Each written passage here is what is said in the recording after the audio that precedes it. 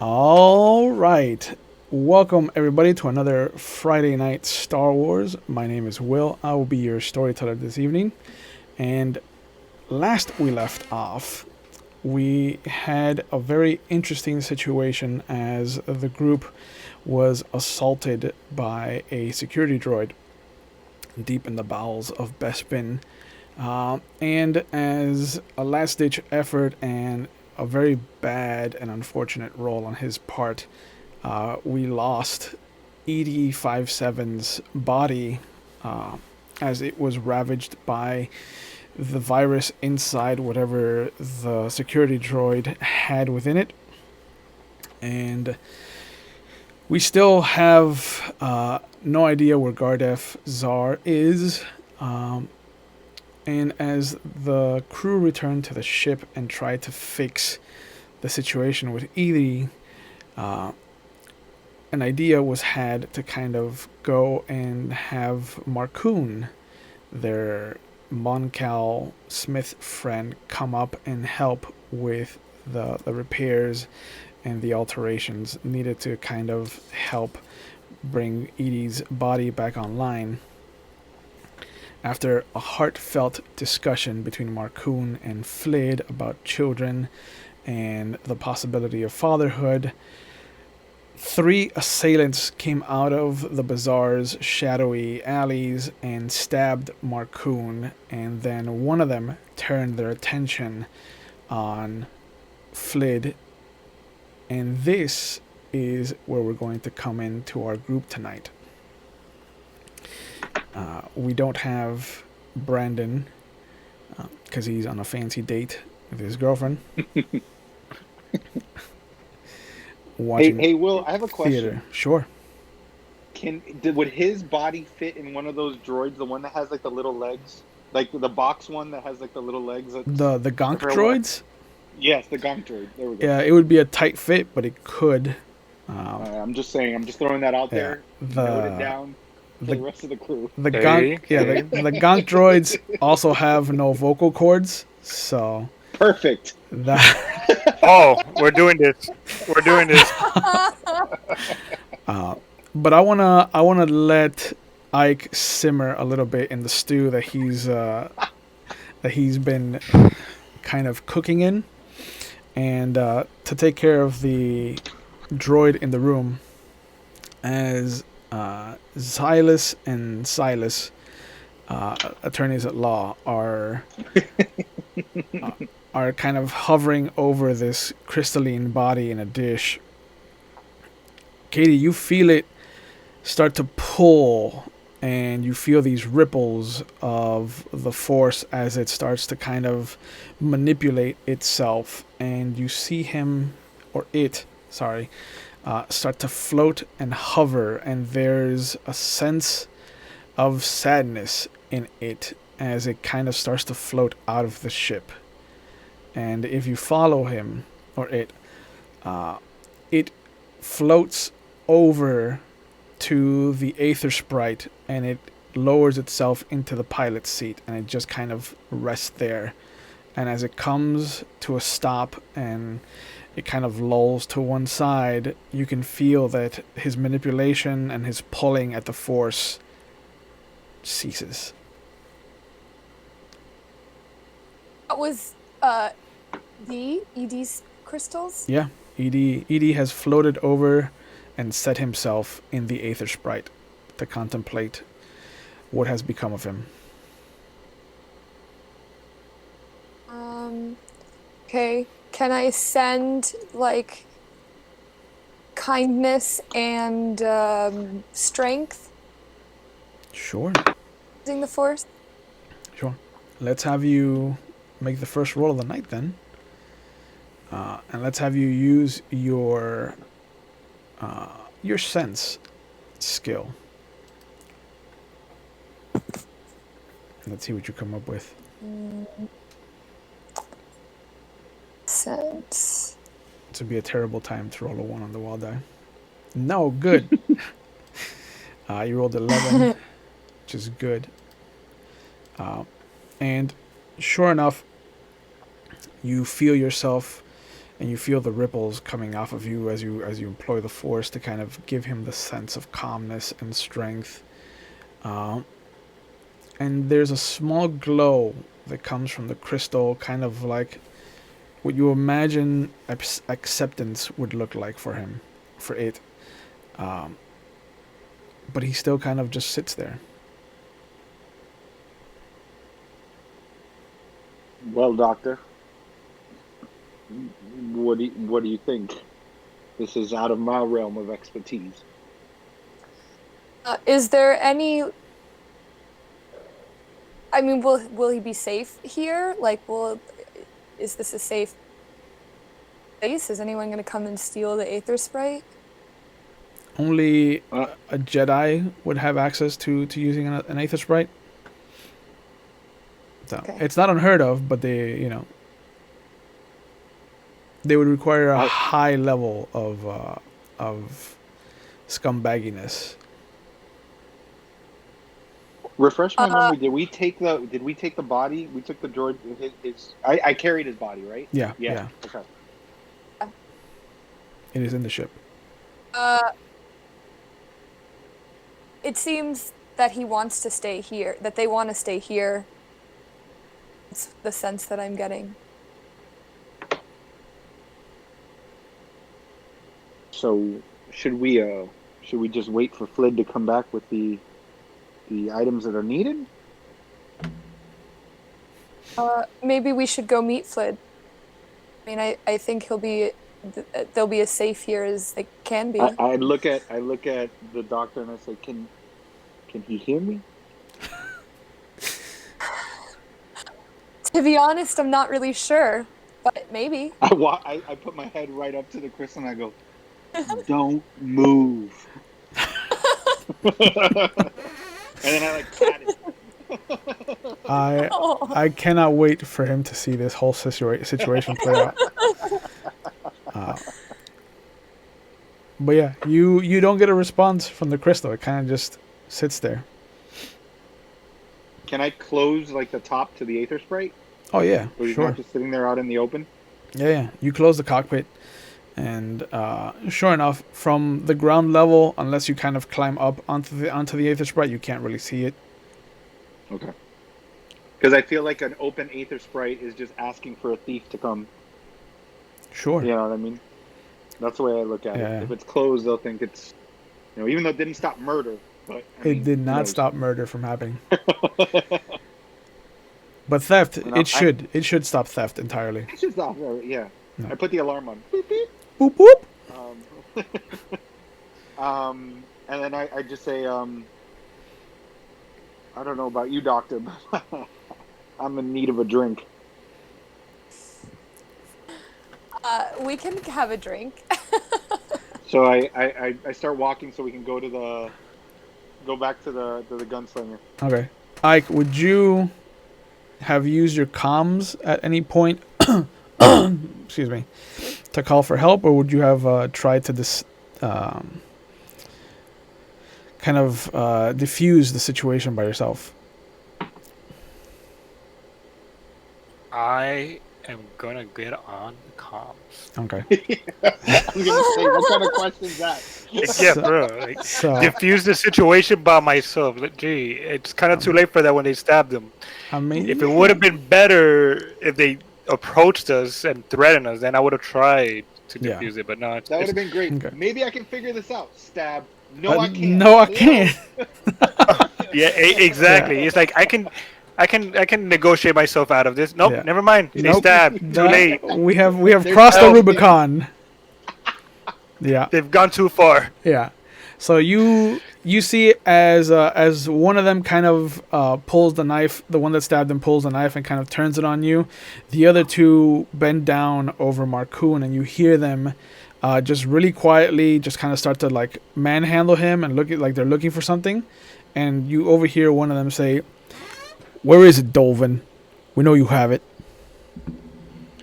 The one with the knife kind of waves it threateningly at you as you turn on your comms. I back off, dodge, and I turn on my comm slightly slightly so they don't notice. Mm-hmm. I'll back away and I leave the comm on so that way they can hear whatever's going on. Okay. The I two. don't want to.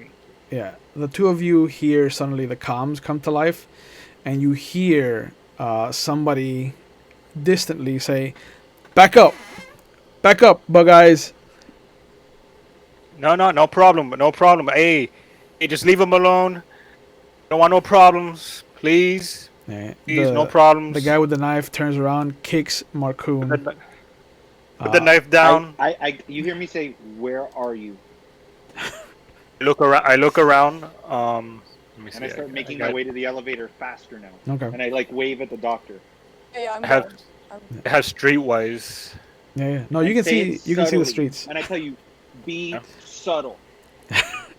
Yeah, the streets are the bizarre streets, and so they have strange names relating to different foods and things like that. You are currently on one of the cross sections of a dish and a wild animal that's from one of the other planets in the sectors nearby. We don't want no problems. Come on, and come on, think about this. We're in the middle of the bazaar right here. You know, there's plenty of good food to eat. Why don't we just take a breather, relax, enjoy this nice meaty animal right here that's being cooked? Oh gosh. Oh man, please, just please leave him alone. Stop kicking him. Put the knife down. If you're gonna use the knife, if you have to use the knife, Flid, use the knife. Use the knife. We can eat here. But Shakti and Winchester, please give me perception rolls as you hear a very distant.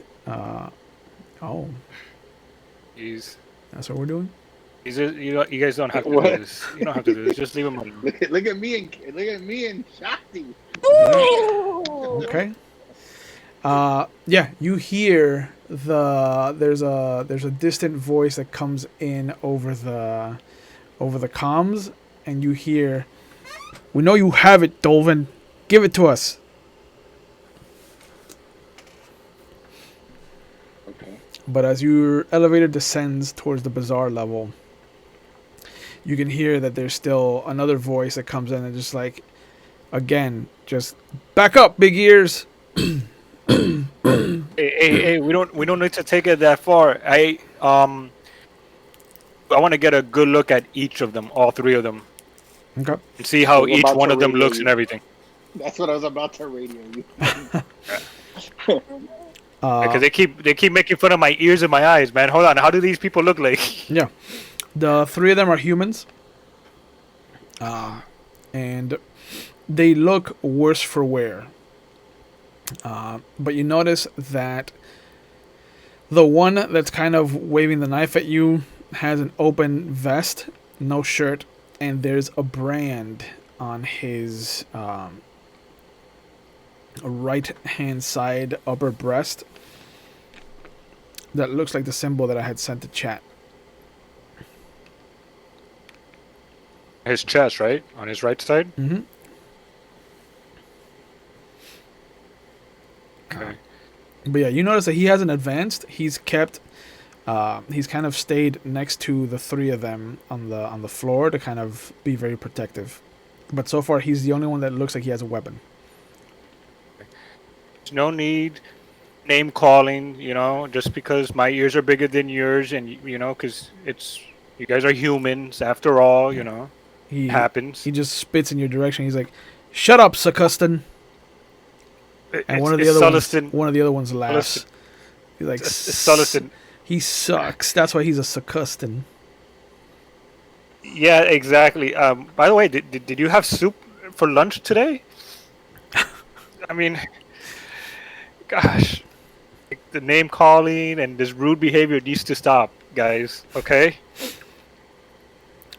You see one of the other ones kind of stand up, and he's like, "Yo, he don't have it, Crix. He don't have it."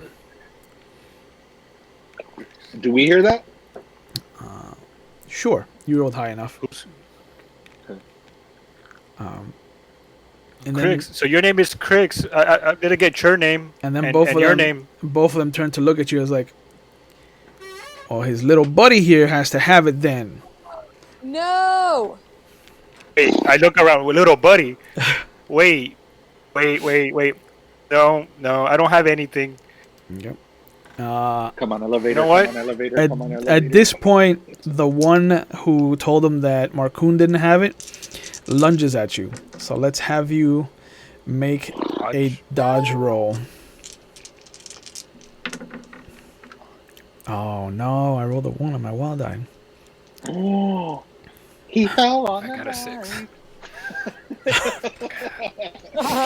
Oh God. So Cayenne pepper. you see him lunge for you and he tackles you to the ground, but as he does, you hear the table behind you kind of slide very heavily, and you can feel the impact. He's hit himself on his head, and you see that as he kind of brings you down, he's holding his head and he's kind of like screaming quietly, like he's grunting over the pain. And the one with the knife's like, oh man, gotta do everything myself. And you see him start to step towards you with the knife. At this point, down the avenue, the two of you come around and you see what looks to be a human kind of with his knee on Marcoon's shoulder, keeping him down. It looks like there's blood on the floor. The crowd has kind of moved to kind of give this whole thing its space. There's a guy that looks to be on top of Flid, and there's another human that's walking towards him with a knife. How far are they, Will? About how far? They are about 35 meters from you. Ooh, see some pew pew action. All right, I'm gonna run forward and draw my gun. Yeah. And take a shot at the guy running with the knife. Okay. You're gonna go your full movement. No, I'm just gonna move 5 meters because then I'll be in range, in my long range for my gun. Oh, look at you. Okay. So yeah, so it's fair. It's easy terrain. So half your movement will not incur any extra dice penalties. So you get to use your full dice for shooting this guy. He's not expecting it, so he won't get a dodge roll. All right. So let's see what the good gunslinger gets. 29. 29. Oh my god, Yeah. that guy is dead. Roll damage. Okay. Just hit the damage die thing, right? Yeah. Oof. Ooh, 18. So, Flid, as this looming figure is walking over to you, you see him flip the knife around so that it's pointed downwards, and it goes to raise it above his head, and as he does, there's just that quiet moment in your head where you're like, this is it for me. And then you hear the blaster bolt fire, and there's a moment where you just hear ugh! And then you feel a heaviness kind of land on top of you God. as You got two bodies now on top of you. yeah. As you look, you see that there is the very small blaster burn where the bolt came out on the top part of his chest, like right where the brand is. But the back of his body has a much larger blaster burn from where the bolt made impact. But you see that his eyes kind of glaze over and they slide upward into the back of his head, and he just starts to kind of salivate as he dies on top of you. Start breathing. Yeah. Okay. You all And I right, look to Flid? see where the shot came from. Yeah. There's still one more. There's still one more. And Can I did throw I the get him? disc at the other guy? Yeah, what's Wait, the don't range kill on him. your Don't disc? kill him. Don't kill him though. I don't know that. I want to No idea. interrogate him. I want to interrogate him. Don't kill him. Oh, we never put in your distances, so it'll be 3, Nobody messes with my Flid. 10, Nobody. uh, Or my Dr. Shakti. 20. Or Edie once he gets a normal voice. Nobody. There you go. So And my you're Gar's gone right now. Yeah. So I can't do anything for Gar. so your short range is 3 meters, your medium range is 10 meters, and your long range is 20 meters. Okay. So you could move your full move. I think you have a move. Oh no, you have a move of 8. So even if you take your full move, you'll be outside your long range. You could try running forward to kind of double the space that you can move, but then you'll be at a -2 die to throw it. Do you want to take that chance? -2 die. Mm-hmm.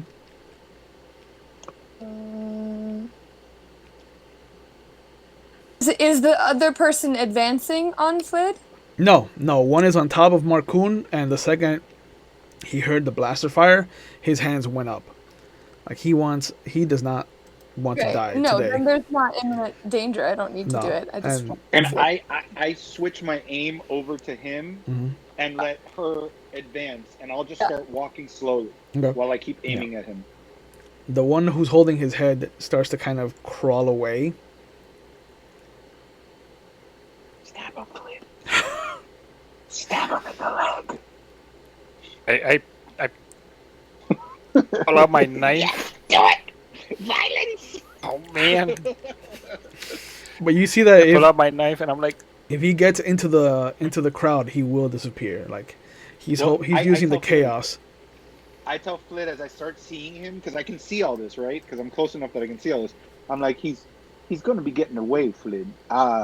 I would incapacitate him if I were you. Yeah, there are people that are moving forward to kind of help out the situation, and as they do, they're kind of providing cover for this guy that's kind of trying to leave. I go and try to stab him in the leg or the foot Oh, with my knife. oh, I'm gonna. this is what's happening. Welcome to the Thunderdome. Roll Oh melee. no! You know what? I'm not gonna stab him. I'm gonna try to tackle him. Yeah. Okay. Let's go first. Another route. Make a brawling check. Oh boy, I don't think I got brawl. I do got melee, but not brawl. So what would I do? It Wait, defaults do I have brawl? to strength. Strength. Mhm. Oh great. I got lifting. No, just strength. Just strength. Luckily, I got a 1 on my wild die, so you just and he still gets away. Oh my god. With a 3 that you rolled. Oh my god. You try to climb out from underneath this dead body that as you move, the head kind of lulls back and it makes eye contact with you, even though his eyes are kind of forcing themselves up into the back of his head. And as that vision kind of comes back to you, you start to remember the Monkau Jedi that was splayed out and how his foot moved, and the terror of what happened then kind of doesn't give you the strength to hold on to this guy. And you see him kind of start getting up to like the shoulders as far as like moving into the crowd. But he is getting onto his hands and knees. Am I close wanna- enough to him to with my disc to hit him? You are, Far away. yeah, no. If you've been advancing this whole time, then you're probably at mid range. Okay, so can I throw my disc at him? Sure. Roll your throwing. And you said you said that people are covering him, so I can't get a clear shot. It would be a difficult shot. 16. Hot damn. Roll your damage. The rolls tonight? Oh my god! Okay. Oh. Oh. Oh! Wow. He has no legs. He Uh, has no legs. so, as you're Sorry. trying to figure out how to deal with this one dead body that's holding on to you without letting this other guy get away from you, you suddenly hear that very familiar kind of metal cutting through wind sound that you still haven't gotten used to, but you see this pie-shaped discus just swoop in and kind of embed itself in the lower back region of this guy's spine, and he just collapses. And there's this burst of blood that shoots up out of him.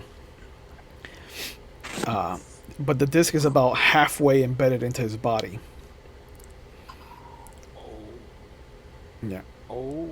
And he just collapses in front of you, and there's just this sudden warm sensation that kind of pricks at your face, kind of like rain, and you know that Close your eyes, that Flid. it is this guy's blood. Oh. Oh my womp rats. Wonderful Oh shot, womp good rats. Yeah. And your stomach You too. your stomach starts to churn. Make a strength check, please. And let's see if you can Man. keep this down. 6. It's too much. It is too much for you, and there's just everything that you had for lunch just starts to come up. Oh, this is. Oh no, it's coming. Yep. It's coming. Just- I just. Huh? Ugh. And yeah. But yeah, the one guy who had his knee on Marcoon is slowly getting up onto his feet. And he's like, I would like to not die, please. Yeah, I'd like to choose that. Shouldn't be running around stabbing people if you don't want to die. To be fair, I didn't stab anybody. I'm not a stabbing kind of guy. Can I go? Why are you running around with stabbing kind of guys? You're still a mean guy. You're still a. Oh, hold on. Yeah. Ugh. Second. You let me know when I get there, Will. Since I'm Oh walking no, yeah, slow. you're there. You're there. You're Okay. good. You're Like- good. 5 meters away from this guy at this point. Like, if you'd like to go, I've still got plenty of shots left. Or you could stay and answer some questions. I think I'll choose to stay then and answer these questions. I think you are smarter than I pictured your friends to be. And you're gonna buy us. And you're gonna buy us food, dinner. Yes, And I throw up. Yes, please. Do I have my little fancy herby stuff? Can I go over to Flid and I'm gonna try to soothe his nausea. Actually, Doctor, Hey, I'm still under the pile of bodies. Doctor, Somebody help me out here. do I see the stabbing of Marcoon, right? Yeah, Marcoon is groaning on the floor, holding his Yeah, wound. kidding. I'm I was like, shit record. Yeah, I was like, he's Yeah. vomiting, he's bleeding. Go. Right. I'm gonna try to crawl. Listen, there's a hierarchy of healing. Okay. And I'm like, I see Flid. I'm like, are you able to get yourself out? I just have the gun on this guy. Yeah. It's not a difficult thing. It's just you know, there's moments where your hand kind of comes down onto what is the current expansion of blood that is coming out of this this assailant of yours named Crix. But otherwise, yeah, you can pull My yourself. hands are dirty. Yep. It's more of a mental thing at this point. I'm crawling out of blood and vomit and Yep. everything, and looking at my hands. My hands are dirty. I hate having my hands dirty. Yep. I was like, oh gosh, I gotta wash my hands. Gotta wash my hands. And I'm like, As I crawl out of look there. at the guy and I go, I don't know your name, and I really don't care. Yeah. But you see that man right there, and I point at Flid crawling out of the thing, and I point at Marcoon, and I go, those are friends. I don't take kindly to people stabbing my friends. I And I apologize for what my associates, and you see that he corrects himself really quickly. He's like, I apologize for what my associates have done to your friend. We were sent to I think the word is acquire. We were sent to acquire something that Dolvin here, and he points down at Marcoon, that he had stolen from Mao. from Mao. Mao. Who is this Mao you speak of? Oh, you don't know Mao Leg Thun? No, sir. Oh, But I'm gonna learn a lot about Mao Lei Foon right now from you. he's like, well, Mao is the leader of the Junkrats, sir. And you see, as he says Junkrats, he kind of assumes a very Nazi-like salute, and then brings his fist down to his chest, and then he's like, "Oh, sorry, that's a force of habit." He likes to be So showy. is this. And I point I show him the piss. I show the glass. I like kind of like do the glass. I'm like, so is this kind of a force of habit with folks I don't trust. I understand that. And I I'm like, I was just what? going through my initiation, sir. I can rethink my life choices, I think. That all depends on if your life will go past this moment unless you give me the proper information. Oh, I hope I have the proper information then. What were you trying to acquire from my friend there? I I was not privy to a description, sir. I just know that it is supposed to be wrapped in a silk cloth, and that Dolvin here should always have it on his person because of its value. Can I see if he's lying, Sure, or attempt to see if he's lying? sure. Let's. That would be a perception skill. You could roll investigation Okay. or just a flat Okay. perception, whichever you'd like. Well, they're both the same, so let's do. Oh nope! I believe everything he's saying. There's the fear in his voice doesn't leave a lot of room for you to think that he's lying to you. Okay. He has not taken his eyes off of like his eyes dart from the gun muzzle to your face to the gun muzzle again. Like there's a Okay. lingering look on the gun.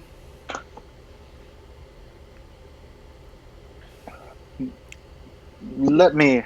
I did previously say I was not interested in your name, but where are my manners? Can you please? What can I call you? I feel we're friends now, and I kind of lower the gun a little bit, but I still keep it like where it's just. I just need to lift my wrist up. Yeah. And he's in. There's a bit of a sigh, like a happy sigh that comes out of him, and you see the tension die out entirely in his body. Like his shoulders drop, his belly slouches, and he just kind of like puts his hands on his hips, and he's like, "Well,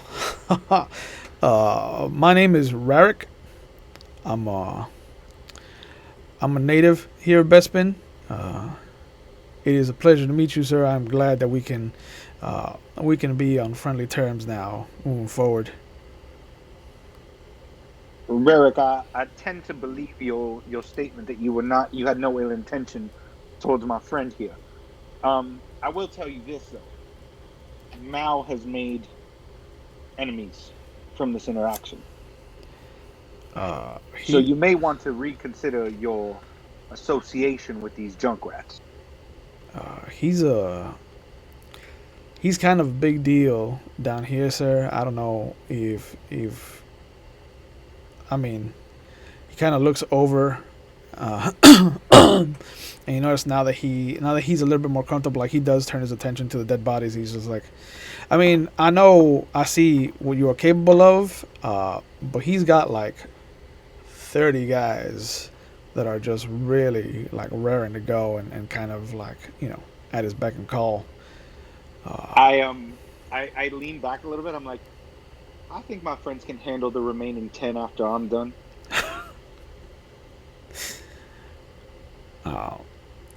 While this is going on, Katie, can I have you roll your first aid to help Marcoon?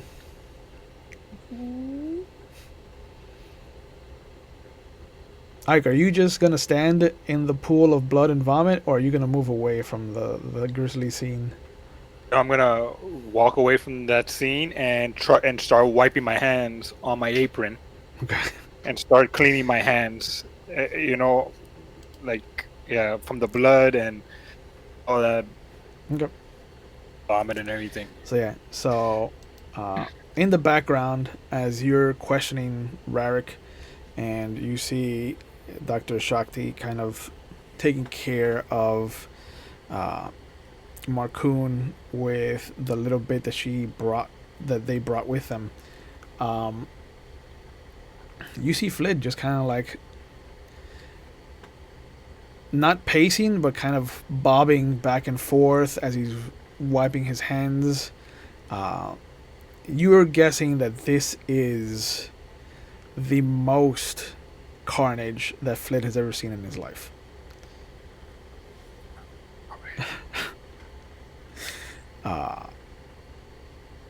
But the guy that you're questioning, like, he just kind of looks over. He's just like, I think I'm done with this line of work. I think I'm gonna go and be more productive on one of the upper levels.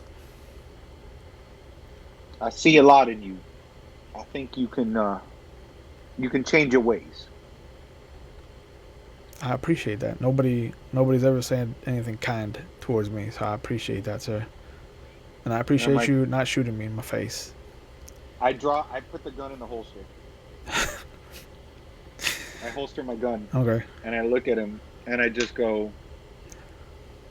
Rarik, one last question. A couple questions. I do apologize. Did the Junkrats have anything to do with a recent murder that may have occurred on the planet, in the station? No, sir. Mao doesn't have that kind of balls. He's like, if I can be honest, now that we're friends, Mao's a dick, but he's low scale. Like he's small time potatoes. It's just that he's come into control of the bazaar, and that kind of puts him in a veritable position to make a lot of money, and so a lot of folks kind of see that and wanna get a piece of the pie, if you know what I'm saying. Anybody that excuse me, anybody that's gonna deal in murder or anything bigger like that is gonna probably be the Crimson Dawn. They're the big boys on Bestman. Crimson Dawn. Now, one last thing. Where would I be able to locate Mao? Said maybe if I want to have a little conversation. Mao barely ever leaves his base. He's paranoid as all get out. But he does kind of get his favorite spiced ale from a tavern not too far from here. It's called the Leaky Spigot, and they kind of all have an understanding when a runner comes in from Mao's camp.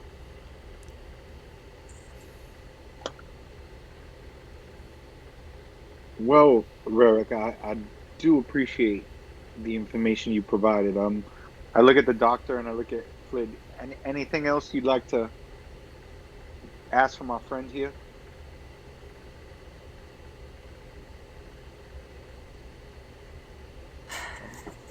I mean, I don't know. I just want to know if he's being genuine.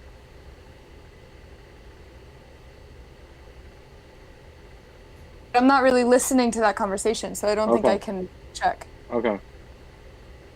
Well, I actually extend my hand out to him. Oh, he shakes it eagerly. When he does that, I pull him in close, and I go, "Not many folks that cross me or my crewmates get a second chance. I see something in you. I see somebody destined for better things. Don't make me regret it. I don't like correcting things that I regret." I understand, and I hope that I can live up to your expectations. And I nod. And actually, I tell you know what I tell him? I go, "If you're looking for honest work, talk to the girls at the Gunslinger. Tell them I sent you." That dump? Excuse me? I mean, I understand. I understand it's honest work, and I will go look in on the ladies.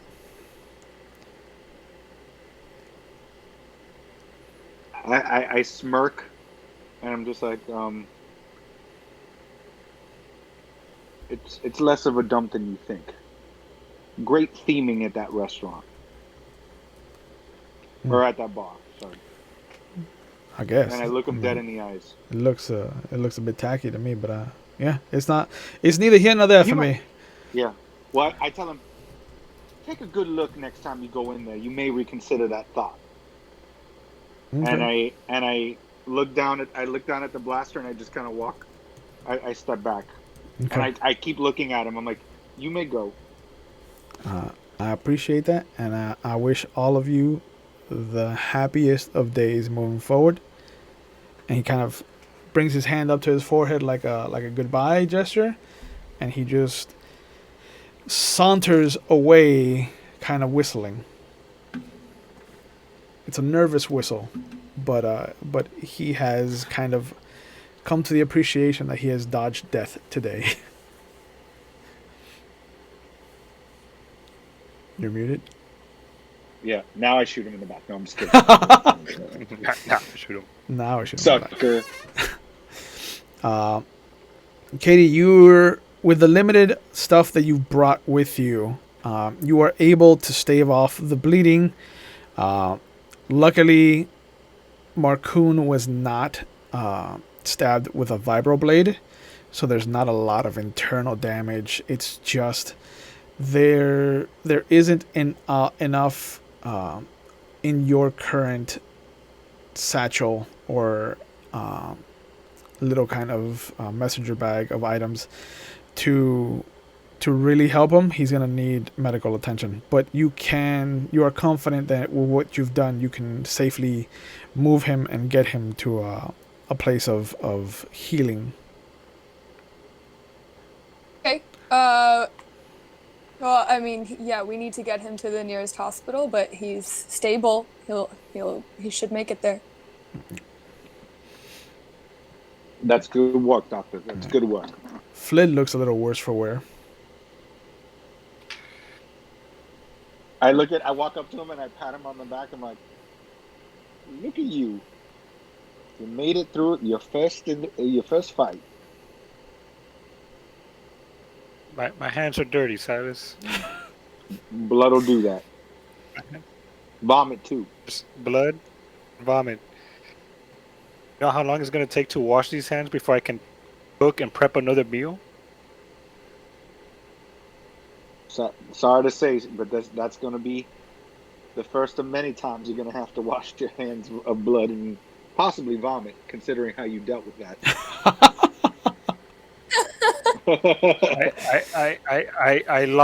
I lost like this morning's breakfast. I think all of the meal from last week. I'm actually starting to get hungry. Yeah, let's go get you cleaned up and get some food. That sounds really good. That's like the best idea I've heard. I actually kneel down to Marcoon. I'm like, y'all have some very interesting greetings in Bespin. And I point to the stab wound.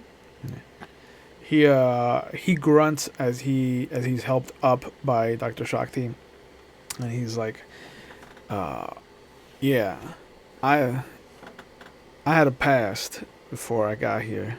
It seems it's caught up with me. What were they looking for? You It's clearly don't have it. I don't, not on me. I'm not a fool to carry that thing around. But it is in a safe place. Maybe we should go talk somewhere safer and not out here in the public.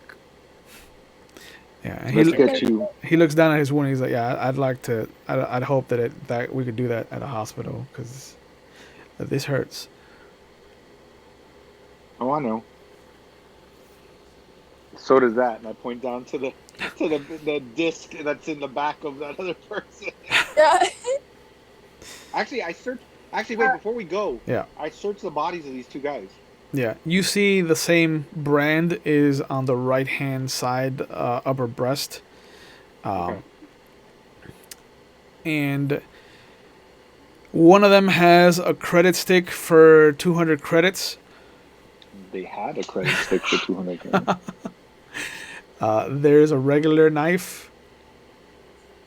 It looks like it could have been a vibroblade at one point, but the mechanism and the wiring has been gutted and just kind of repurposed into an actual like shiv.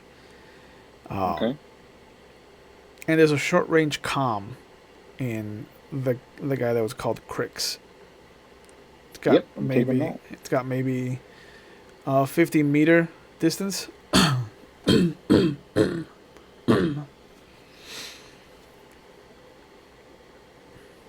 Yep, I'm taking that. Yep. And I'll check the other guy too. Yeah. He didn't have a comm or a credit stick. Okay. It looks like Crix was the head of this operation. But you do notice that this guy has a locker key, a small kind of diamond shaped locker key. I take that. It's got the little kind of heavy knob that is familiar to lockers. Okay. I put the comm in my ear. Okay. If you turn it on, there's nothing but static currently. Okay. I keep it on. Okay. I just want to see if maybe something comes up, Gotcha. and I'll grab, and I'll start helping carry. Okay. He leads you over to the nearest hospital, which is just a couple levels up. And Take as go ahead. disc. Yeah. Take my disc out of that. Yeah. medicine. Yeah. There's a heavy kind of wet sloppy noise that comes out. Like Mortal Kombat style. Yes. Yeah. But you also notice that as you no, let me not assume anything. Let's have you roll a perception check. Me? Yeah, as you remove the disc. Okay. Ooh. Oh, yeah. It's a little heavy, and you kind of have to put your foot on the guy's back to pull it out. But yeah, it's just the carnage and everything kind of. It wasn't something you expected, but it is something to keep in mind that this thing is deadly.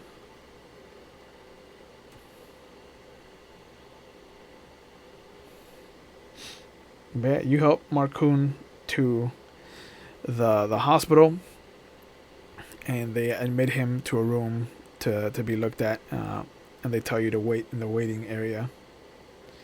But that he should be out within the next couple of hours.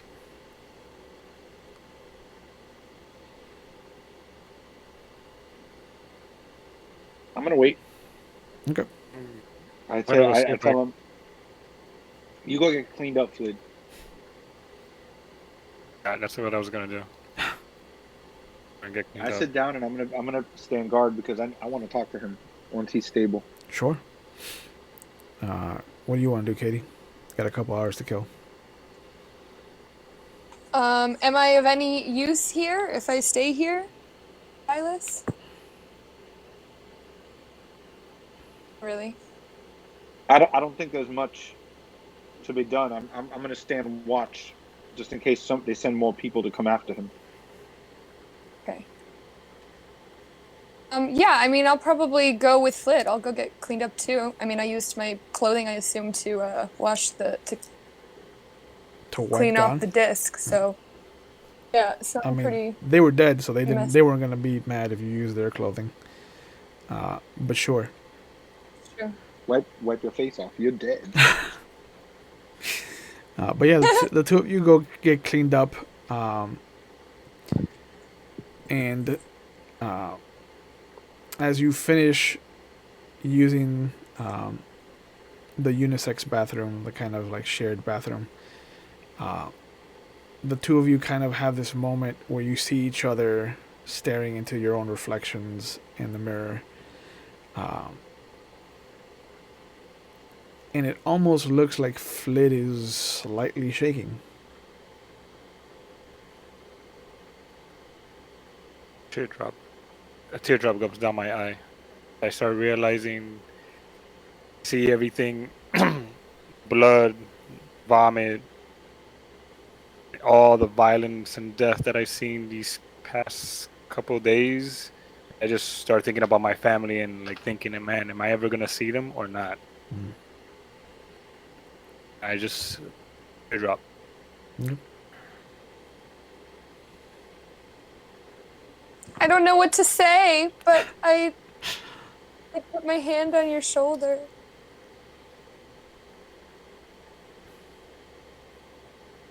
I just go and I start crying on her on the shoulder. Oh, It's- Flid, I'll definitely Yeah. hold you. Yeah, there's a very reassuring sense that comes off of them.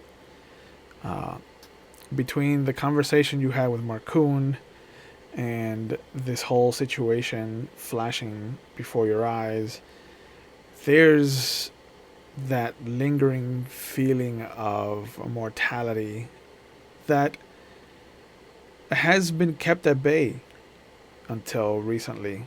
You know, ever since Edie kind of fell into your laps, like, there hasn't really been a moment where life was questioned, you know? And since he's popped in, it's kind of been this roller coaster of, okay, we're safe, we're out of the woods, and then it's like, oh no, we're in a new forest, and then it's like, oh, okay, we're safe, we're out of the woods, and it's like, oh, here's a new forest. But being here with Dr. Shakti, there's a warmness. There's there's a sense of reassurance.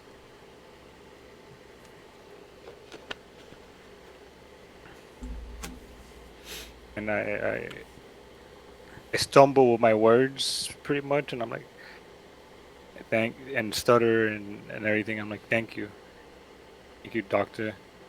You and Silas and Gar'Def have really been there. You guys consider you guys like family. Thank you. Of course, Flid. Care about you. I care about you. We gotta look out for each other. Yeah. Really appreciate everything you guys do. I know sometimes I don't pull my own weight around here and everything. You do. It comes to the stuff, but I thank you guys. You guys are there. You absolutely pull your own weight. Your spirit brings us all so much joy and delicious food and smells and laughter.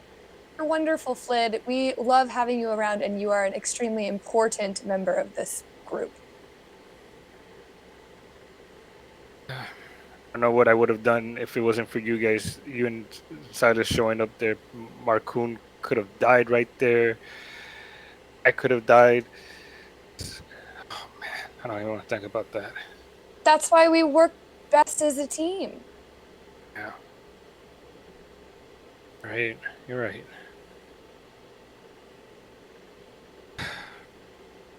All right. Thank you.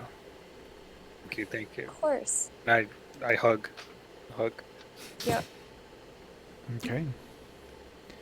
As this is happening in the bathroom, there's a scene that plays out in the waiting area as you see a few of the nurses kind of rush off in a direction, and after a moment, you see them all kind of hovering around somebody being wheeled in on a stretcher. Excuse me, I say wheeled in, but they're like in a hover sled. And as the crowd parts, Silas, you see that it's Yandro, and he is hurt badly, but he is being taken to one of the emergency suites. I get up immediately and I yell out, Yandro! There's and I run over. There's a moment of recognition as he kind of looks towards your direction to see where the voice is coming from, and some of the nurses kind of see you and they intercept you and they're like, "Sir, please, he's badly hurt. We need to get him into observation as quickly as possible." You can observe him. That's my friend and my crewmate. We understand, sir, He was but he needs medical attention. And you see them wheel him off into an operating theater. Oh. I stand at the door and I kind of like look through, like do that shot of me just looking through, like. Yeah, as the doors close, you see that everybody's kind of gearing up for an intense bit of surgery, and you notice that there is a lot of blood around him, and as he sees you, the doors are closing through that little crack. He just kind of grunts out, "They still got him, Silas. They still got him." And then the door closes. And the windows fog as the operation begins. And it is at this point that Xylas and Flid come out of the bathroom. Are they within eye shot of me? Yeah. I run over. I'm like, he's here. Yandro. They just took him into the operating room. Andro. And I like rub my Andro. Yeah. Yandro. He told me they still have him. Captain. I don't know who is they. The door's closed in the operating room, and I point to the room that he's in. Yeah. It's operating theater number 3. The captain's still alive, though, right? So he said, right? More or less. All in those words. All he said was that they still have him. I would assume he would still be alive, because if he was dead, there'd be no reason for him to say that. Yeah. Who's they? The door's closed before I could get more information. He's on that operating table right now. Oh man! Well, let's hope he pulls through. Man, do I have disguise? I kind of want to dress up like a doctor and go in there. Oh my god! This is a bad idea. I have fast talking. Oh. Then again, I'm kind of glad that we're in the hospital and actually, Brendan is not here right now. Say, from the stories I've heard. I know how hospitals work in war games. I don't know if that's a good idea. I mean, it's just how Everything they work I've with heard. Brandon. Yeah. I move back. I go to the nurse's station. Okay. And I'm like, one of the nurses looks up at you and is like, "Can I help you, sir?" "Yes, darling. A dear friend and crewmate of mine is currently in operating room 3. The guy looks at you. He's like, "I mean, that's where they go when they need to be operated. Yeah, I am familiar with that. Now, my concern is, do you have any information on file of where he was found? Because he was missing, and we were working with the authorities in Bespin to try to locate them. You see him look down and start to type some stuff on his data pad, and after a moment, he sits back and he looks up at you with a raised eyebrow. He's like, I don't know what your friend was into, but there's a security clearance on his information. And Security clearance, And you said? I don't have that kind of level. This is upper level clearance here. Who would have that level of clearance? I mean, the board of directors and higher. Is your friend important in any way, shape, or form? He is to us. Well, I mean, yeah, there's you, and then there's like Bespin importance, because this is heavy if he's got this level of clearance attached to him.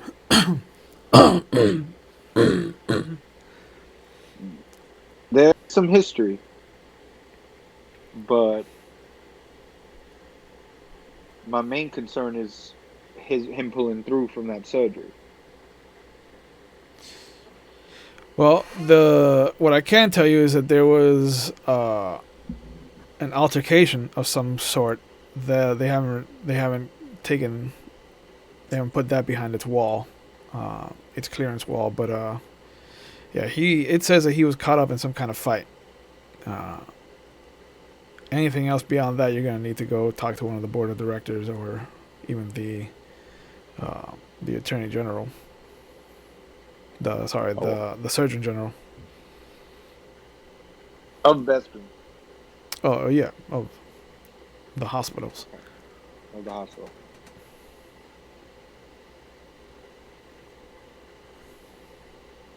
All right, well, I go. Well, I thank you for your information.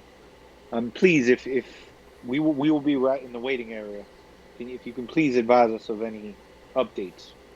Sure. On his condition, I would greatly appreciate it. Sure. And as you walk away, you give me a perception check. Let's see. God. It's a 16 though, with a 1 on the wild die. I mean, it's high, but it's got that one. Yeah. As you start making your way back to the waiting area, you can hear a soft kind of echoed walking of heavy boots coming your way. You see that the door kind of closes to this part of the emergency area as you hear them approaching, but you're pretty sure that kind of uniform march only comes from soldiers.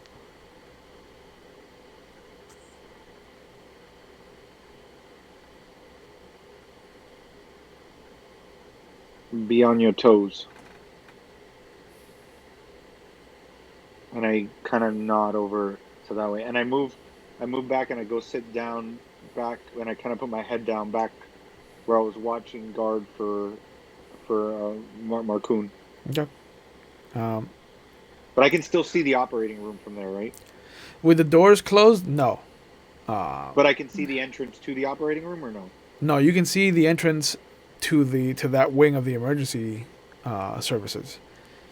Okay. Basically, if you were to imagine a pentagonal room, the one point of the pentagon is where the entrance to this part of the emergency services is, and then the two opposite kind of northeast and northwest lines would be where the two doorways are to the different emergency wings. The left one is for where Yandro was pushed into.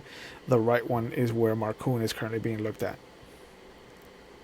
So I just want to position myself in a position where I can see both of those entrances. Oh, and see who's coming it's in. really easy given that the waiting Okay. room is central. Okay, perfect. Yeah. You can see either one of the two doors, and every time that they open from someone coming in or out, like you can see beyond. And where before it was kind of an even in and out from both sections, you've noticed that there's been a lot less activity on the left. And after a few moments, you hear the alarm go off in the hospital, and then you start to see blast doors start to seal off quadrants. And you hear the announcement, "For your safety, please remain calm. Republic troopers are currently looking into a situation. Again, for your safety, please remain calm. Blast doors are closing to secure your safety." I take off towards the left doors. Okay. As soon as you come up to the Since doors, you said there's less people coming from there than there were. yeah. As Okay, soon yeah.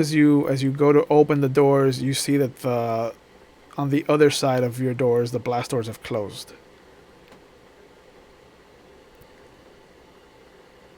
So you get a wall as you kind of try to push open the door. And from the other side, you suddenly hear blaster fire. It sounds like there's an exchange. That Yandro's room? That's Operating Yeah, room? that's the that's the side where direction. Yandro was taken. I try to look around for an emergency button, I like mean, to open it. the nurse at the station is kind of standing up and looking around, and as he sees you kind of walk into the wall, he's just like, sir, please, it's best if you remain calm. Oh, this is me, calm. The Republic should have everything under control. What is going on over there? I'm sure that once everything is under containment, that we will be told. And again, Wonderful. you hear the announcement come back. For your safety, please stay where you are. The Republic has everything under control. Is there any way for you to open this door? I would need someone on the other side. It's a 2-key combination. And you see him kind of look down at his data pad, and he's like, "There's nobody at the other station." And he kind of shows you the camera angle that shows the other station. Is there another way to get into that area? I mean, there's a long way around if you go through. If this emergency section is open, and he points at the direction where Marcoon was taken. I look at you two, and I'm like, we need to move. On it. I go over there. What about through the vents? Silas, through the vents. I'm not exactly. I don't know how small I can fit in those vents. If you want to try, by all means, Flid. I love the gumption after the vomit and the blood. He has one heart to heart, and suddenly he's John Rambo. I love it. Be covered in mud. The Just, pop out of it like this. shoeless with like a Zippo lighter, blood on his bare feet, and just toilet paper wrapped around it. Why'd it have to be Christmas? Why?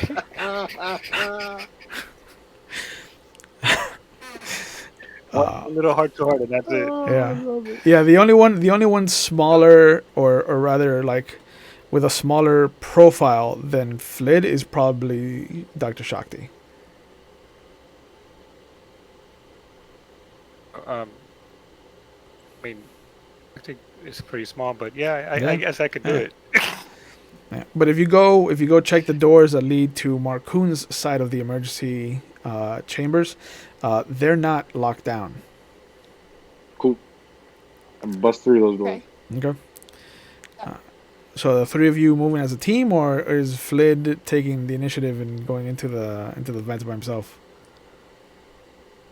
Oh, I think we should stay separated so that one person can, because I don't trust that nurse to open the thing for us. Well, if we can get in through the other side the long way, we don't need them to open the door. Because what I'm I thought one person has to be on the other to side. open the door, but since they can't open the door because nobody's on the other side, we're going the long way to go to where the gunfire is. If I go to the other side, Because the short way is through that door.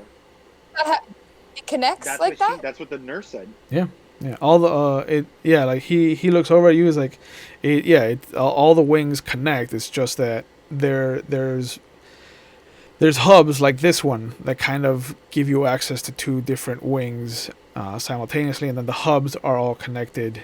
And he kind of points out the door opposite the little courtyard, and he's like, that hub leads to the other kind of wings that deal with burn units and kind of blaster fire,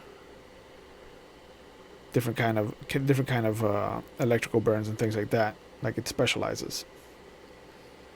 Okay. Do the vent?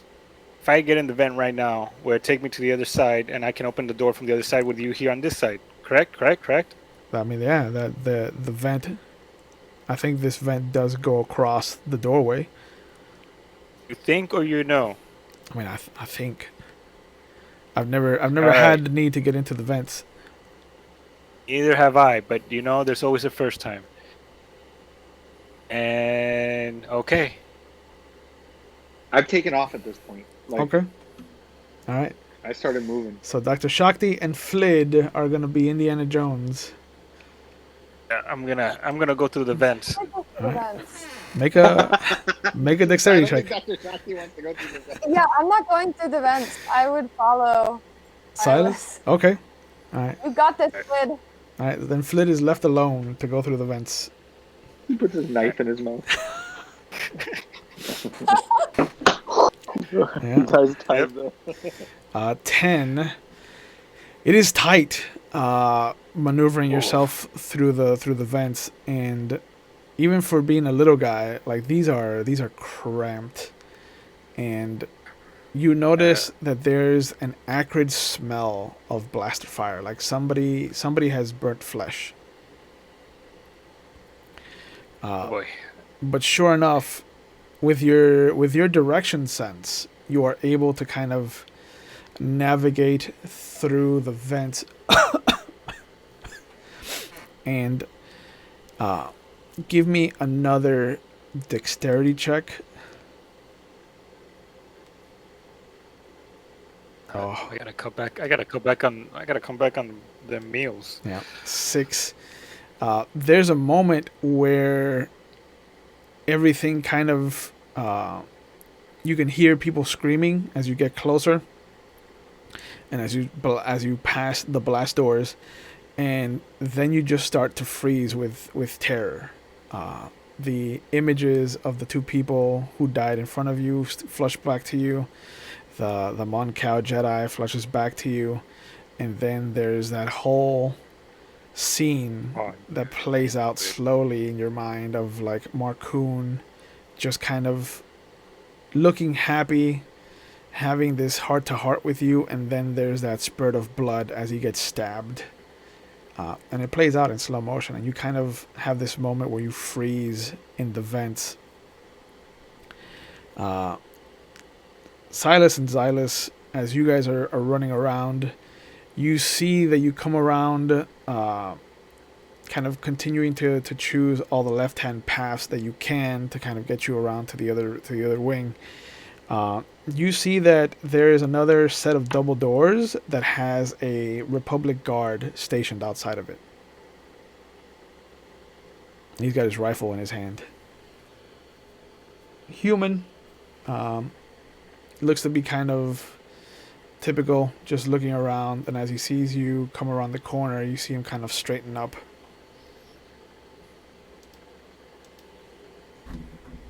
I walk up on Eddie Soldier, the backup set has arrived. He looks at you confused, and he's like,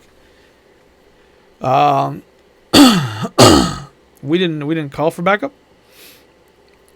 Of course you didn't. You're on guard duty. Your superiors inside did. We need to get in there. There's gunfire. I don't know if you're aware. Who are you, sir? I am the backup. Do you have any paperwork? As and I look down at my blaster. I'm like, backup. That is the paperwork, sir. Are we gonna? Do you want to keep talking while more people die and more civilians are getting killed in there? You see he brings his hand up to his ear, and you hear, "Sir, I have somebody claiming to be backup out here." And then you see him kind of nod, and then he trains the rifle on the two of you. You have 3 seconds to vacate the premises, sir. Are you sure you want to do this, son? He's like, my boss has told me that. I shoot the rifle. I draw the gun and I shoot his rifle. All right. Roll your blaster skill. Oh boy. Here we go.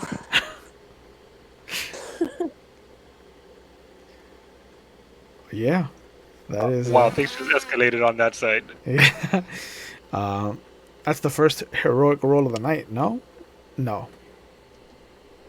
Because you rolled What is heroic? 31 and higher. Somebody rolled. No, the 36. She did a 36 on the disc. Okay. So Katie, you get a force point for having rolled the first heroic of the roll of the night. So let's see what happens to this guy. At least I'm rolling low for the things that matter. Oh, yeah. You see the blaster rifle explode, and it knocks him back against the double doors, and you see the armor is just shattered mess where the crater of the explosion kind of did its damage, and you just see the blaster burn up and down his chest, and he just kind of like starts to cough as he's barely holding on. Medic! And I start moving past him. As you... Yandro's behind those doors, bro. Yeah. I don't give a crap about anyone Yeah. else right now. Yeah. And as you push into the next wing, you see the telltale signs of blaster fire along the walls. There's the scorch marks of an exchange. And as you get to operating theater number 3, you see that the doors are wide open. The doctors that were going to operate on Yandro are lying on the floor with just blaster burns all over their bodies, and Yandro himself is laying dead on the table with 2 blaster burns, one in his forehead and one in his throat. You've seen this before, Silas. This is how some of the seedier underworld cartels deal with loose threads. There's a sign as the throat shot is to silence anyone that gets their eyes, gets to see the kind of, if they produce images of the scene on the HoloNet, like it is a clear sign to keep your mouth shut.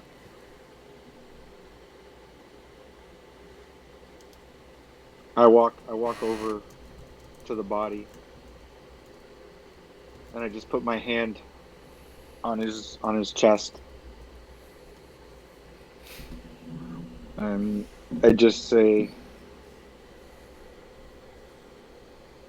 we will get revenge for you. Your death will not be in vain.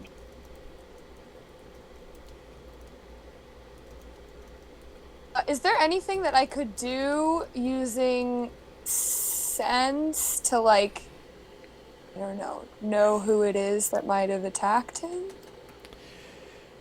It'll be a really difficult roll. But if you want to try it, I will allow the roll. I mean, I have one die. Yeah. in Yeah. That, so if it's probably not worth it. I mean, you never know. You could explode like 3 or 4 times. All right, sure. I'll try it. I'll make a sense. I mean, you could also roll a 1 on the wild die, on the 1 die, and then And your head explodes. get a completely different vision than you wanted. You will never know. Okay, I'm gonna try it. Ready? Okay. An average roll Woo! of 3. You put your hand on Yandro's leg and you kind of stretch out with the force, and there's a darkness there. There's a coldness in this. This wasn't entirely business. But you do sense some kind of personal angst involved in this death.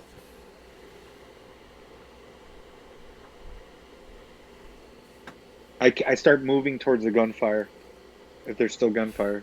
Out No. the other room. No, actually, as you guys come in and kind of pay your respects and deal with the scene at large, you hear that the gunfire, the blaster fire has died off, and the only real sound that comes from down the hall is the vent door popping and then the heavy thud of Flid coming in. Here, I made it. Good job. Is it tough in there? And you walk into the scene. Touch my belly, and I'm like, let's just say I need to cut back on some. Oh. I look up at Flid. I'm like, I just dropped to my knees. Yeah. Yandro. Yeah. Yandro. somebody tried to set some. This is, and I point to the blasters. I'm like, the cartels do this. The CD, I don't know what it would be. Mafia will, like, what would they be considered? Yeah, the underworld, basically. The underworld. Okay, yeah. These are tactics done in the underworld. This is a message. It also feels like it was a personal vendetta. This wasn't just a business transaction. No. I would bet bottoms to dollars this was that Wookiee.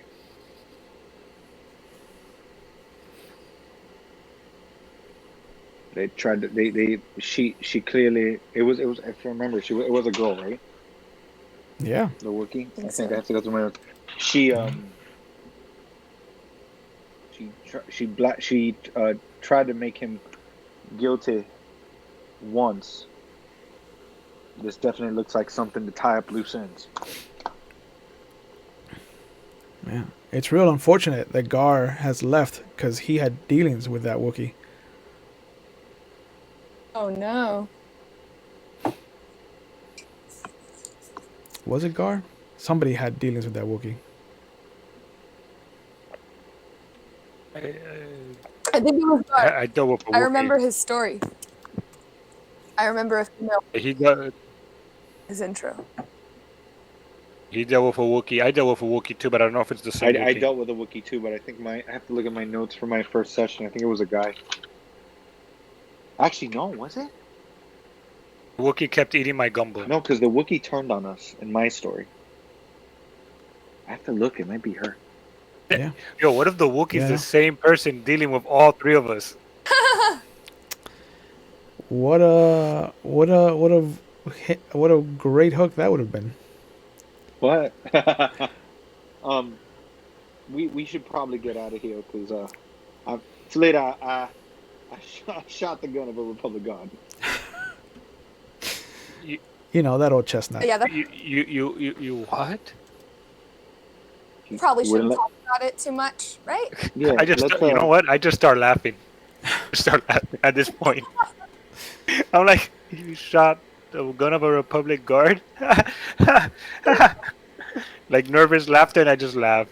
I'm like, I'm like, we should get out of here post haste. I walk out the other way, Will, Mm-hmm. to try to go towards the door to press the button. Yeah. Once you see it takes a moment, but then once you push the button a second time, the doors open. To check on Marcoon. So I'll go through the nurses through that central station, Yeah. and then go through. I'm not going the same hallway where I shot the Republic. Yeah. guard. Yeah. No, that's a smart move. Yeah. Follow Silas. They always say that criminals return to the scene of the crime, but you're not a run-of-the-mill criminal. That's what I do. But sure enough, the nurse in the hub kind of sees you, and he's like, "Did you see anybody on the other side?" Like, it took me a moment to notice that there was somebody at the station, but you don't look like, clearly you're not one of the nurses over there. Is everything all right? They didn't make it, and neither did my friend. Somebody came in there and shot everybody. Oh. You see that he looks down at his data pad, and as he starts to type in some stuff, he cocks his head and he looks over at you. He's like, "Well, whatever happened has been scrubbed." And he turns the data pad over to you, and you can see that there's video of what you see is a shadow of a large group of people, and then the video feed cuts, and then it just pops back on as you make your way over to the station. How many people? Difficult to tell. At least 3. Okay. Well, you did say that there was high clearance involved in. Yeah. No, the clearance is one thing. This is scrubbing. I've never seen anything like this. So that's not something that somebody would have access here. No, this was either done at the records, or off-site. But records are off limits to anyone that's not, IT or law enforcement. Are you able to bring up any footage of that area? No, I don't have clearance for that.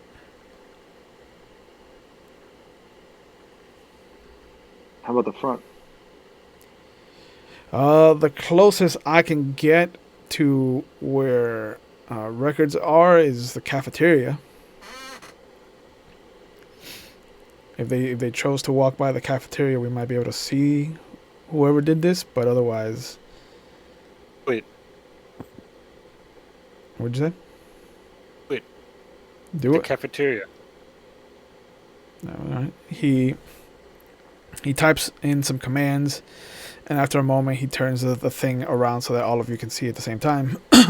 I'm sorry. Do it, please. Yeah. And then you see the cafeteria. You kind of see people coming and going. And in the background, you can see the gate of what looks to be a soldier kind of walking towards, away from the cafeteria and towards where the records room, where he tells you that the records room are.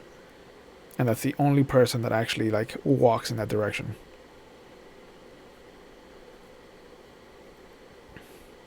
He's like, whoever that is probably the person that scrubbed the records. Looks like they're in a hurry. Can you zoom in on them, I mean, it's a hard image to zoom in on. It's basically just a pair of legs. But yeah, he zooms in. It's a little more pixelated, but yeah, it's just a pair of legs. Give me perception checks as you are looking at this zoomed in image.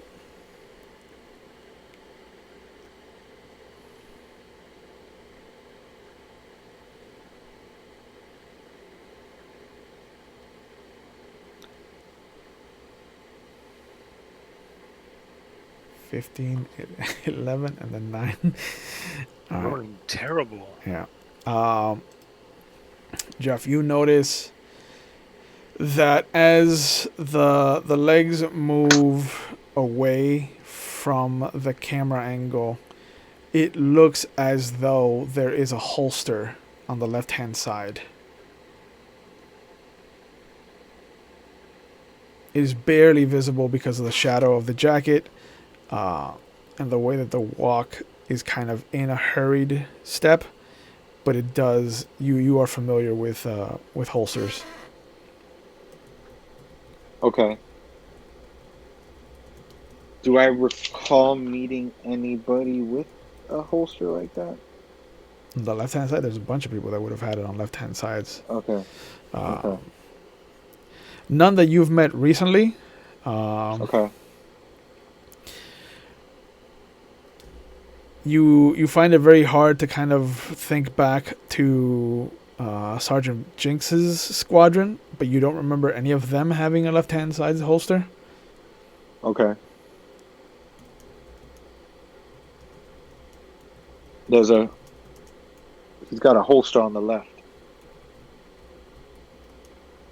And I pointed out to them. Oh. Yeah, the guy kind of looks impressed, and he's like, "Oh, I didn't even catch that."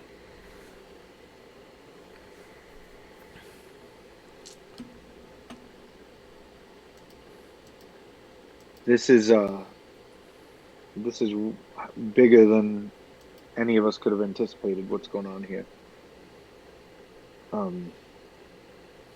My suggestion is we speak to Marcoon as quickly as possible and ask him where we could get those items needed to bring Edie back up to function.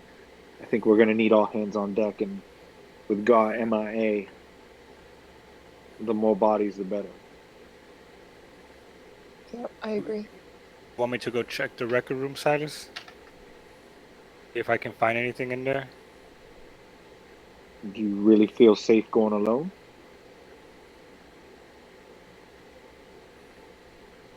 Yes. Just the heavy bulbous head of this Celestin just shaking no is a stark contrast to that long yes that comes out of his mouth. If I'll go with you, Flid. okay. I got this. I can do this. Maybe there's something I can do to help. Good idea. Yeah, maybe there's. When Flynn first says the first comment, I kind of like pop up from my slouch and I'm like impressed. Like kind of like, look at you. Yeah. Like I don't say it, but I just kind of give him a look like, hey. Yeah, right? All right.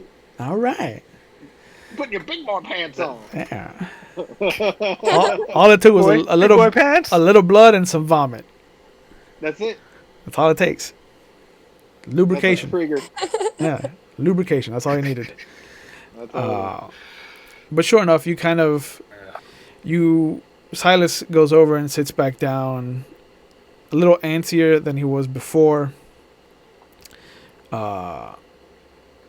The other two kind of walk out in the directions that this nurse has given them. And as you two walk past the cafeteria, your stomach does grumble, Flid. You had emptied it earlier.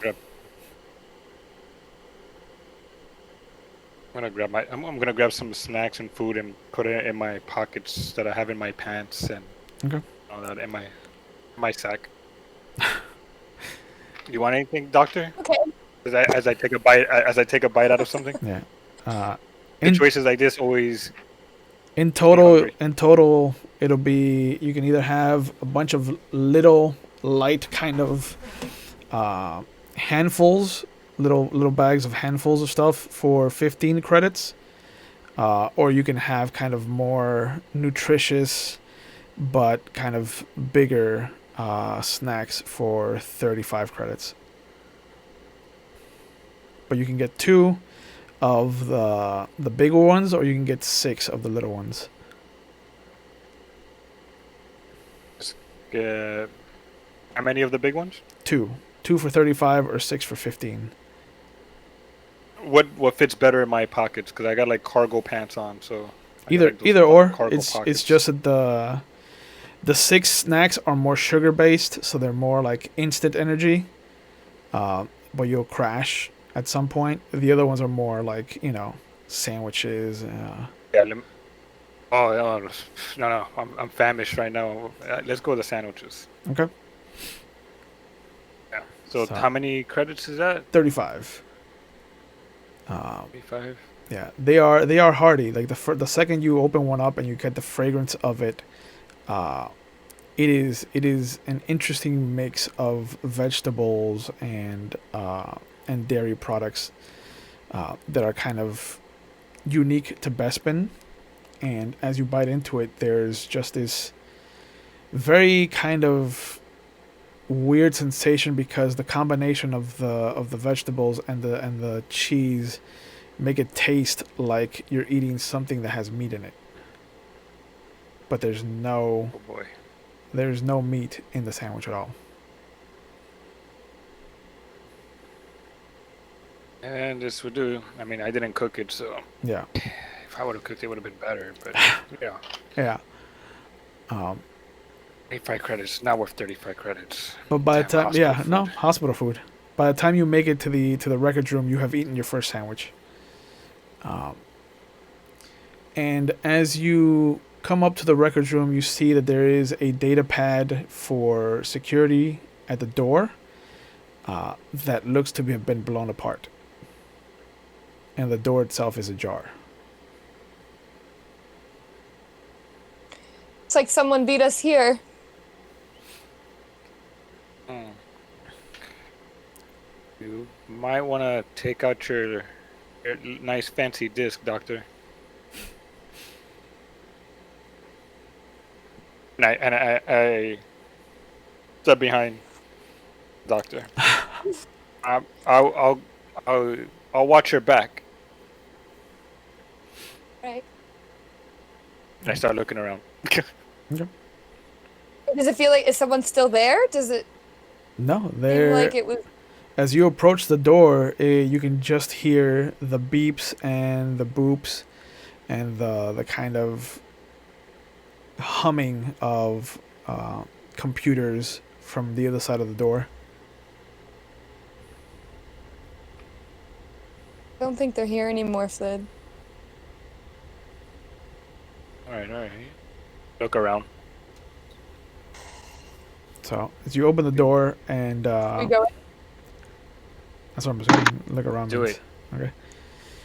You open the door. You push open the door, and you are treated to a grisly scene as you see the dozen or so record keepers hunched over their computer pads, blaster burns all over their body, and you can see that some of the hollow screens projectors have been destroyed, and it looks like in total there should be at any given point 4 dozen hollow images of different floors that are being cycled through and different wings, and you see that they've destroyed a good 18, almost 20 of these hollow projectors. Wow. Yeah. Wow. But there has been a thorough cleanse of this room. Flid, do you have your data pad on you? Yeah. I bring it out. We should take a picture at least of the monitors. I start recording everything. Okay. Yeah. You notice that the monitors will stay on a scene. Excuse me. They'll stay on a scene for about 6 to 8 seconds and then flip to a new scene. But after 8 scenes in total, it starts all over again. So it's an 8 scene cycle. starts all over again, as in it's the same footage, or as in No, it goes back to the starting... same. It goes back to the same kind of origin position that the camera is angled at. Okay. Yeah, the timestamps are still moving. I want to record everything. Timestamp of the timestamp that everything was going on. Or that blaster fire. By the time the blaster doors, and before all that. Okay. As you rewind, make a. Actually, since you're gonna be working on this, make a computer programming and repair roll. Oh my goodness, this is not my night. Can I help if I have that too? Yeah, go ahead and make your roll. Okay. Computer programming and repair. Yeah, you see him going to try to try and bring up the time that was missing from the other nurse's station. Katie's putting in work today. Yeah, bro. Oh, Lucky. 20 with a 6 on the wall die. nice. You see that as you bring up the exact time where everything kind of happened, most of the screens stay in the same kind of 8-scene rotation, except for 2 of them. 2 of them go completely blank and just show static.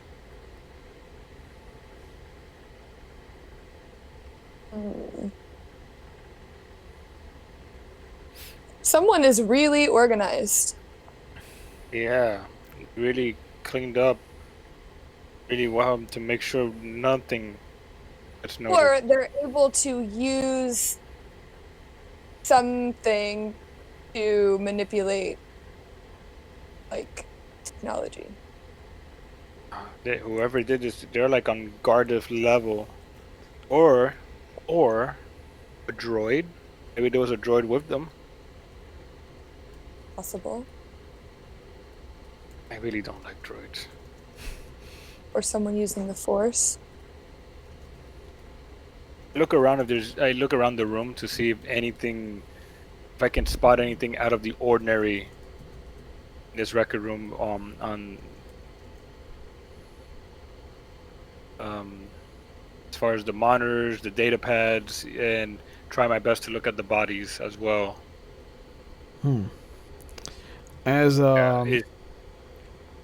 As you start to look around, you see that slowly the scenes start to wash away and be replaced with a single eyeball.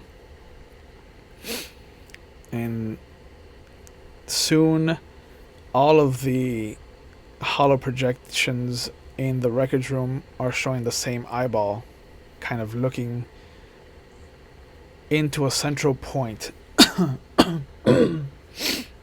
And there's a moment where all of the comms suddenly have a burst of static, and then you hear, well, look at these 2 little womp rats. What are you looking for? How can I be of service to you?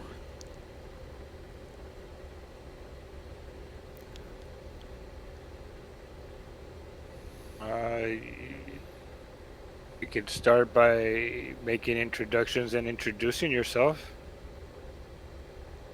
Sure, we could do that.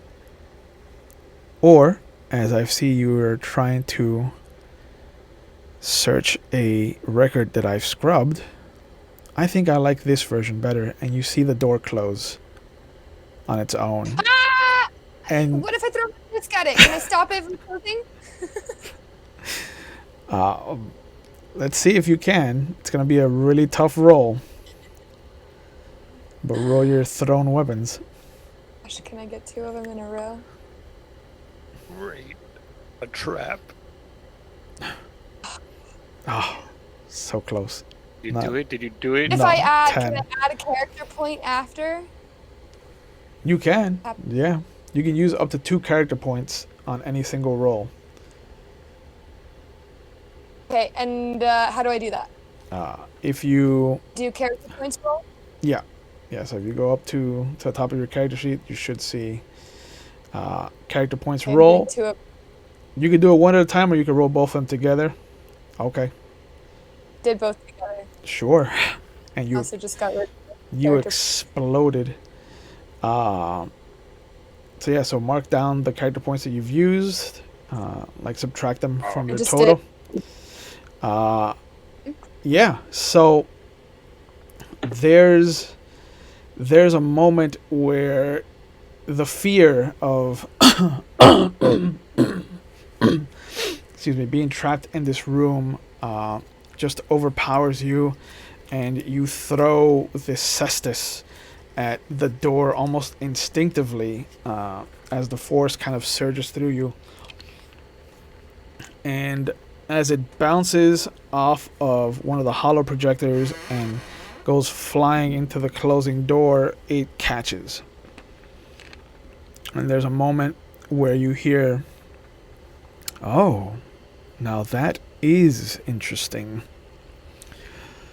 Let's go. We run. We're running. We're not waiting. Yeah, the room starts to fill with gas. I take a picture of the eye with my data pad really quick. Okay. You're both gonna need to make dexterity rolls to try and squeeze through this door without having it slam on you. Oh, it's scary. Oh, good. Yeah, this is not my night with the dice. It is I'm not. done. I'm It is done. not. Dr. Shakti manages to squeeze out as they are kind of a lithe figure. And you see as Flid goes to try to push himself through, the second his head pops out and he tries to shake his shoulders in through the door and the jam, you hear the creak and the cestus begins to kind of wobble, and the door starts to push against you. Another failure will have the door close on you. Roll again. Oh, gosh. Can I pull him through? I give her the data pad. I give the doctor the data pad. I don't care. And- It's on the. Okay. And I'm gonna, because I took a picture of that eye, and I'm gonna, oh my gosh. Here we go. Oh, Oh. Oh my god. Oh. Use the character point. oh yeah, can I use character points? You can use up to 2 character points. Okay, so how do I do this? Okay. Oh god. Top of the character sheet. Oh my god. Can I pull him? Yeah, Uh-huh. make a strength check. This Strength is all check? Brandon. No, not you. This is all Brandon's fault. Katie's gonna make a strength check to try and pull you through. You, Flid, are gonna go up to the top of the character sheet. You're gonna see it says character points. Character points roll. Uh-huh. There's a button. There's a button for it just underneath your health. Click on, yeah, click on that. Click on that. It's gonna ask you how many you want to roll. You can use up to 2. You can roll them one at a time, Rolls. or you can roll both of them simultaneously, like Katie did. I'm running both. Oh my god. I'm gonna have to start killing everybody on Bespin. Okay, so 5 more gets added to your 2, which gets added to Katie's 7. And then we subtract the 2 that you've used, so you're down to 39.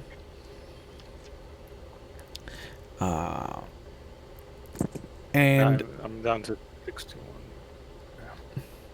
and Oh gosh. the door, you see it open slightly, and there's a moment where you kind of go to push yourself through, and Dr. Shakti is helping by grabbing your shoulders and pulling with you, and then the door just slams even harder. You hear the sound of metal creaking as the cestus is just bent into a near 30-degree angle, but it manages to keep the door from slamming shut on your legs. And there's just a moment where Oh my god. your shin is slammed, like both of your shins are just slammed against the back of this door jamb, and there is just the sharpest of pains that travels up your legs. You're not going to be able to walk for a few minutes, but you notice that if it weren't for this weapon that Dr. Shakti was given, that you probably would be legless right now.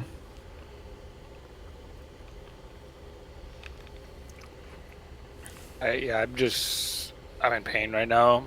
Yeah. Wow. Yeah. Is there any way I can pull the disc like out? I know it's like Yeah. bent. You but can pull it out. It'll be bent until Marcoon can try to fix it.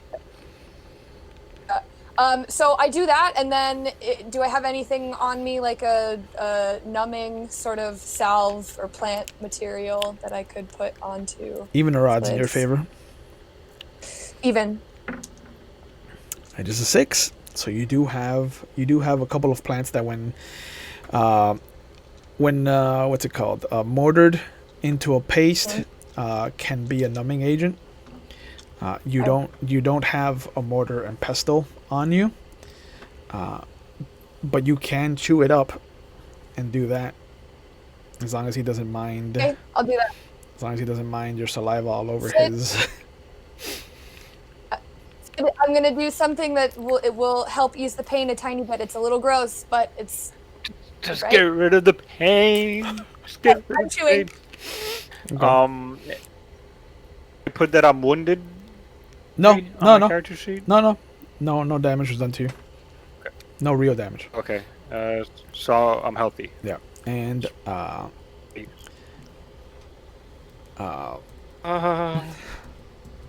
just. I'm trying. mhm. Oh.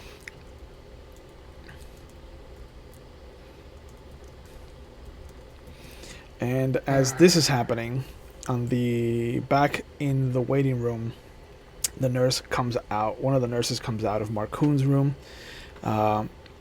and she comes over to you, Silas, and she's like, "Sir, he'd like to speak with you." I nod. I'm like, thank you. And then I get up and I'll walk over. And I close the door behind me. Yeah.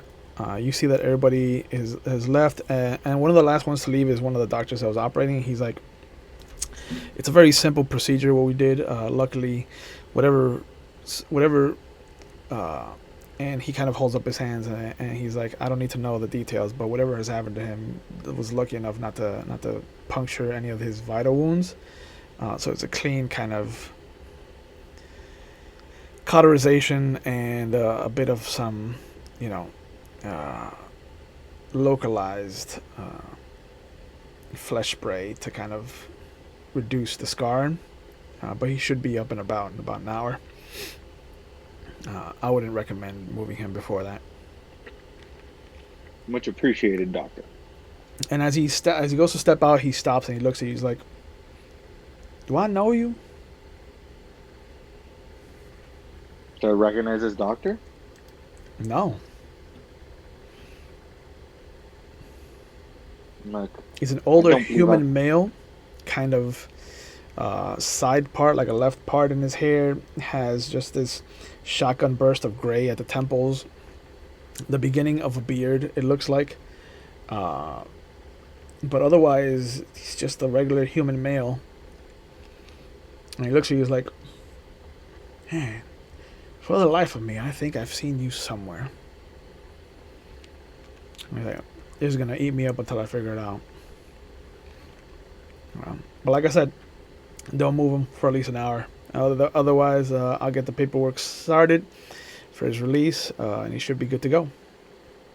Probably a Thank regular you. in the saloon.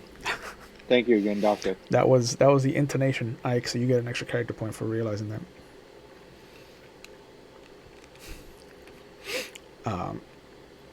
But yeah, you see Marcoon kind of call you over, and he, as you come in, he's like, could you lock the door, just to make sure that everybody stays out?"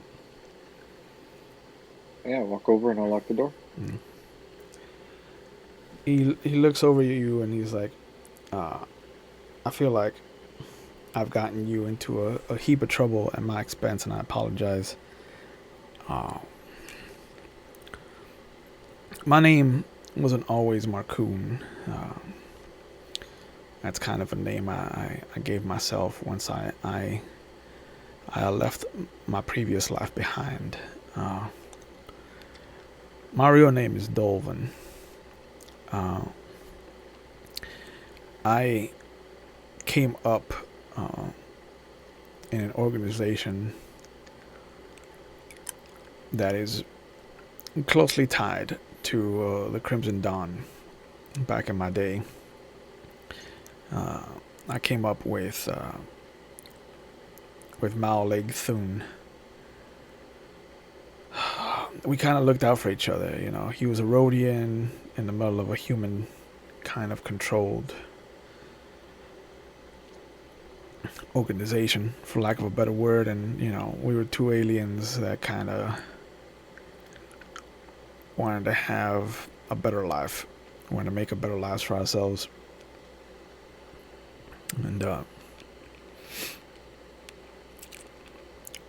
one day we signed up for a job, picking up this thing. We didn't know what it was. And to be honest, I still don't know what it is.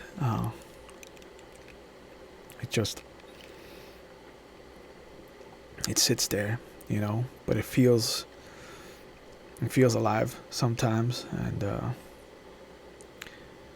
I've never been able to really kind of get rid of it.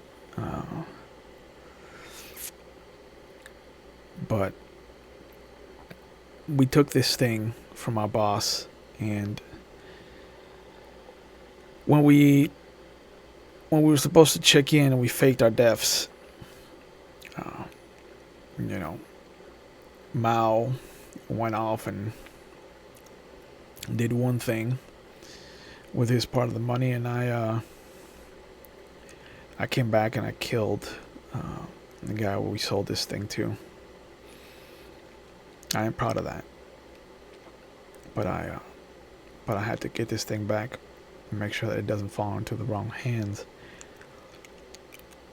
And that's when Marcoon was born. And I wasn't expecting, you know, to meet someone.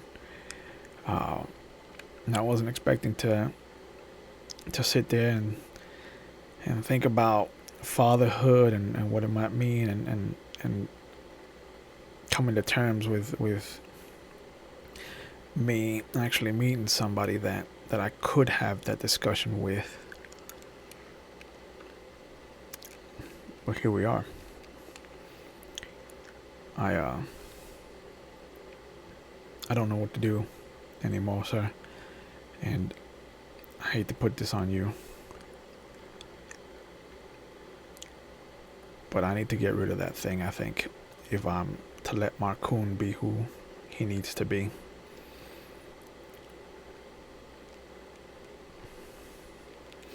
I think I definitely think you and I are more alike than you know. You have a good woman that cares about you. I don't think it's safe for Marcoon. What? I have a ship stowed away. It's yours if you need it to get off Bespin, but it's old. It hasn't been used in a rat's age, and you know, it's finicky. But I know your ship is in dire straits currently, so mine is at your disposal.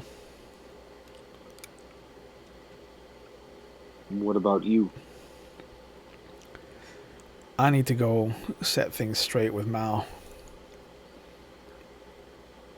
So best I can do is buy you time while you get rid of this thing.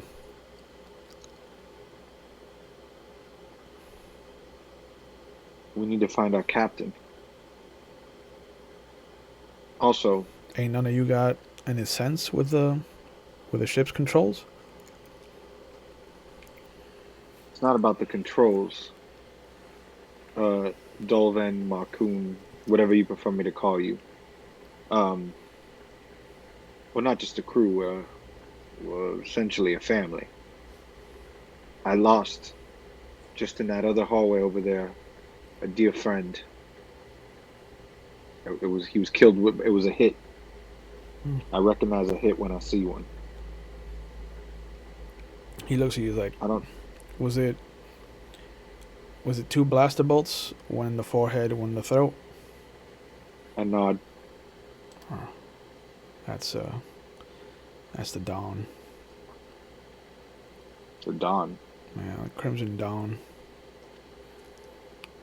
They're ruthless here on Bespin. And let's talk that they have some of the Republic in their pockets.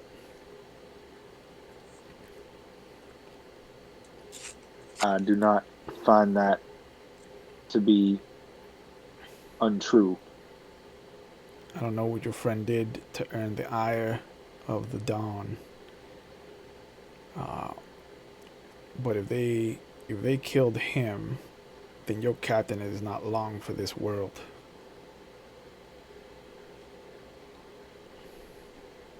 As long as he has a chance. They're not the only ones that can be ruthless. I might have some connections. I can call in some favors. I need to get out of here for that though. And you see him sit up. Like, give it a little time. He's like, yeah, You're no good to us dead. yeah, I'll be fine. It's gonna take more than this to kill me. And Before you go, and I stop him for a second, I put my hand on him. What's this item that you need me to get rid of? it's a holo projector. It's a map. It's one of the only maps in existence that leads to an old hyperspace gate. Kind of like a pirate's treasure map that's supposed to lead to some fantastical fortune in the belly of some ship. You know, I've never had the wherewithal to kind of follow the trail, but I doubt this is anything remotely as grand as the stories tell. Your planet. So I ask him just for my edification, the location of the ship, just in case. Yeah, and he tells you, you know, it's on a starport on the lower levels that is basically used for different kind of what's it called, gas containers, and so it's kind of been out of the way. It's a small ship, you know, just barely a transport type. And as he tells you where to find it, he kind of gets up, walks over to where his clothes are, and as he does, he stumbles and falls. And this is where we'll pick up the next episode. I'd like to thank everybody for tuning in and joining us for our Friday Star Wars game. As always, you can catch us playing Vampire the Masquerade on Mondays, Legend of the Five Rings on Wednesday, and of course Star Wars on Fridays. And as always, please remember to keep your distance, to wash your hands, to wear your masks, and to look out for each other. And although it's been a hell of a year, we are nearing the end of this, and as such, I'd like everybody to kind of keep in mind that we're not out of the woods yet, and sometimes it is not shameful to reach out and ask for help. So if you need it and you can reach out to your friends and family, please do. And if you are friends or family of someone who is usually a strong character, don't be afraid to reach out, because sometimes all it takes is a kind word and a simple conversation. And if you don't have friends and family, or no friends and families want to check in on you, do not be ashamed to look for professional help. There's no shame in it, and there's no shame in asking for help. So, as always, be safe, and we will see you when we see you.